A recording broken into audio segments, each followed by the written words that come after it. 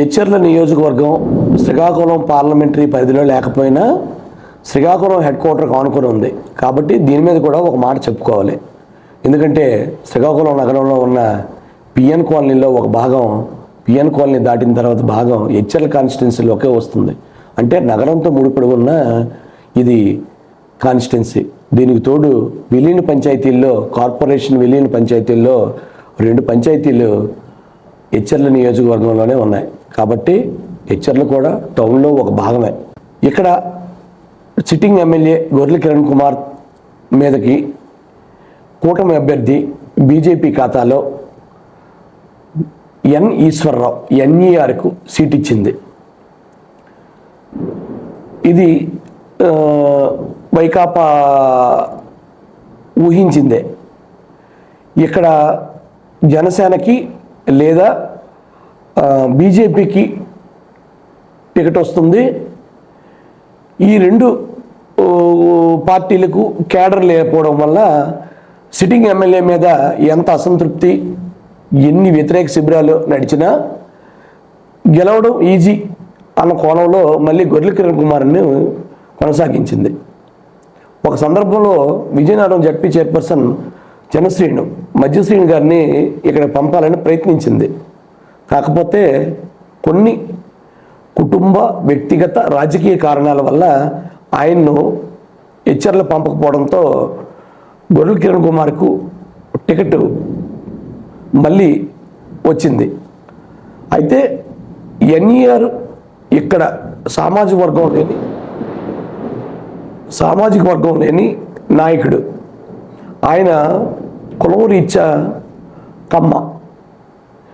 ఎచ్చెర్లు చూస్తే కాపు కాన్స్టిట్యున్సీ, తూర్పు కాపులు అధికంగా ఉండే నియోజకవర్గం.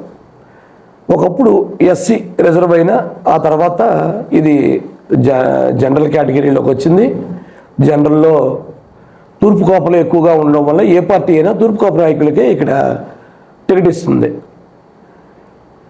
కమలం పువ్వు గుర్తు మీద ఎన్ఈఆర్ ఒక ఎక్కడి నుంచో వలస వచ్చి రణస్థలం మండలం బంటుపల్లిలో ఒక సర్పంచ్ స్థాయిలో ఉన్న ఆయన కిరణ్ కుమార్కి ఏమాత్రం పోటీ ఇవ్వలేరు, కిరణ్ గెలుపు తథ్యం అనుకున్న చోట ఇప్పుడు పూర్తిగా సీన్ రివర్స్ అయిపోయింది. ఇప్పుడు ఎన్ఈఆర్ గెలుస్తారు అన్న టాక్ ఎచ్చెర్ల నియోజకవర్గంలో చాలా బలంగా ఉంది. కాకపోతే వైకాపా ఈ జిల్లాలో గెలిచే అభ్యర్థులు జాబితాలో కిరణ్ కూడా కలుపుకుంది. కిరణ్ కూడా గెలుస్తారనే భావిస్తుంది. కానీ గ్రౌండ్ రిపోర్ట్ మాత్రం ఎన్ఈఆర్ చాలా బలంగా ఉన్నారు, ఖచ్చితంగా గెలుస్తారు అనే వినిపిస్తుంది. అయితే దీనికి ఏంటి కారణం? దీనికి ప్రధానమైన కారణం కలిసెట్టి అప్పలనాయుడికి ఎంపీగా టీడీపీ టికెట్ ఇవ్వడం. కలిసెట్టి అప్పలనాయుడు ప్రాపర్ ఎచ్చెర్ల నియోజకవర్గం రణస్థలం మండలం. ఇక్కడ ఎమ్మెల్యే టికెట్ కోసం గత 3 ఎన్నికల నుంచి అంటే 15 సంవత్సరాల నుంచి ఆయన పోరాడుతూనే ఉన్నారు. టికెట్ రాకపోయినా ఎక్కడా నిరాశ చెందకుండా జనంతో మమేకమయ్యారు. అప్పలనాయుడు అంటే రణస్థలం ప్రాంతమే కాదు, ఎచ్చెర్ల నియోజకవర్గంలో తెలియని ఓటర్ లేడంటే విచిత్రం అనిపిస్తుంది. అలాంటి అప్పలనాయుడును ఎంపీగా బరిలో నిలపడం వల్ల టీడీపీ ఓటు మొత్తం బీజేపీకి పోలరైజ్ అయ్యే విధంగా చంద్రబాబు జాగ్రత్త పడ్డారు. దీనికి తోడు ఎన్ఈఆర్ ఆర్థికంగా బలవంతుడు. 2 ఎన్నికల ఎత్తుగడలు వేయడంలో ఈయన సామాజిక వర్గానికి ఈ రాష్ట్రంలోనే పెద్ద పేరు ఉంది. ఈ ఎన్ఈఆర్ కూడా ఎప్పటి నుంచో పొలిటికల్ యాంబిషన్ ఉంది. తాను ఎమ్మెల్యే అవ్వాలని, మంత్రి అవ్వాలనే కోరిక ఆయనకు ఉంది. కాకపోతే శ్రీకాకుళంలో ఉండడం, ఆయన కమ్యూనిటీ ఇక్కడ లేకపోవడం వల్ల ఆయనకి ఇది ఇన్నాళ్ళు సాధ్యపడలేదు.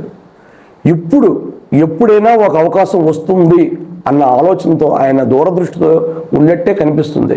ఎన్నో గుళ్ళు కట్టారు, కోవులకి విరాళాలు, నీటి పథకాలు, పంపిణీలు ఇవన్నీ ఎప్పటి నుంచో ఆయన చేస్తున్నారు. సో ఈ విధంగా ఎన్ఈఆర్ నియోజకవర్గానికి పరిచయం కావడం, అప్పలనాయుడు టీడీపీ ఓటు బ్యాంక్ కలవడం, జనసేన కూడా ఎచ్చర్ల నియోజకవర్గంలో బలంగా ఉండడం వల్ల పక్కాగా ముందుకొచ్చారు ఎన్ఈఆర్.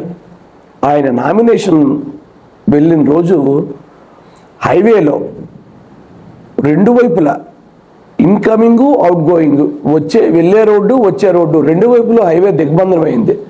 కనీసం ఒక 5,000 ఆటోలో 10 మందిని కూరి 5,000 ఆటోలు, వెహికల్స్, 2 వీలర్స్తోని భారీ ఎత్తున ఆయన బల ప్రదర్శన చేశారు. అదే ఆయన గెలుస్తారు, ఆయనకు ఓటేయాలి అన్నదానికి మొదటి సంకేతం. ఆ తర్వాత చాప కింద నీరుల ఆయన పైన ఆయన ప్రతి హ్యామ్లెట్, దాన్ని ఏమంటా కుగ్రామం, ప్రతి కుగ్రామంలో కూడా ఆయన ఓ పద్ధతి ప్రకారం పనిచేసుకుపోతున్నారు. ఇప్పుడు ఎచ్చర్ల నియోజకవర్గంలో కాస్త మాట్లాడే వ్యక్తిని ఎవరిని అడిగినా ఎన్ఈఆర్కే ఓటేస్తాం అంటున్నారు. కాబట్టి ఎన్ఈఆర్ని తీసి పారేయలేము, గెలిచినా ఆశ్చర్యపోనక్కర్లేదు.